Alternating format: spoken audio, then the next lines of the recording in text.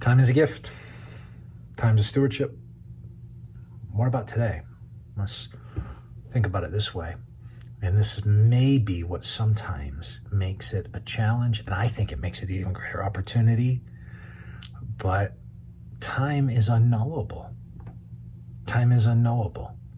Proverbs 27:1.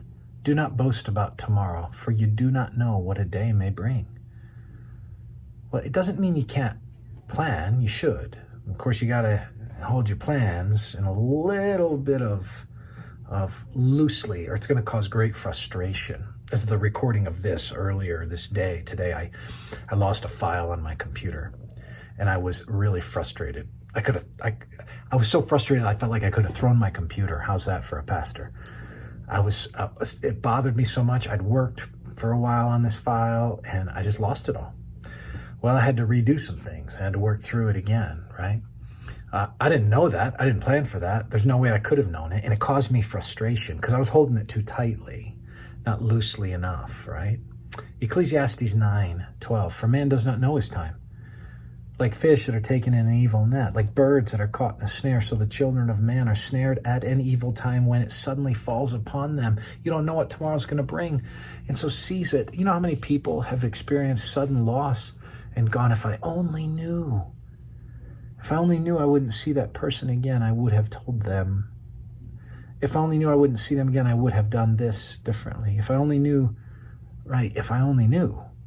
Now, the reality is part of the reason we don't only know, outside of the fact that it would extend beyond our creaturely limits and finitude, is that if you knew what was going to happen tomorrow, it would really jack you up today.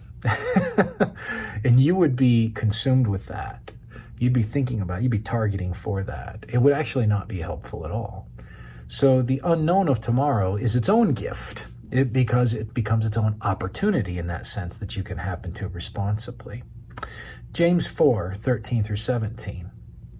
Come now, you who say today or tomorrow, we will go into such and such a town, spend a year there, trade, make a profit.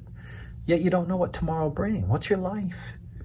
For you are a mist that appears for a little time and then vanishes. Instead, you ought to say, if the Lord wills, we will live and do this or that. As it is, you boast in your arrogance.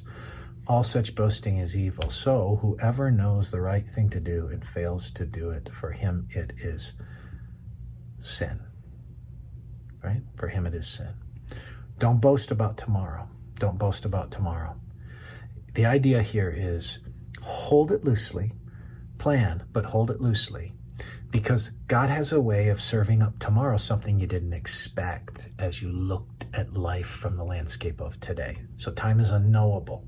Happen to it as such, or else you're going to live a life of great frustration, always feeling like time is robbing you, when the Bible tells you better. The Bible tells you better. You won't know. So you got to think about you as the constituted person who's happening to the unknowable in that time as a steward. Enough for this morning. May the Lord bless you.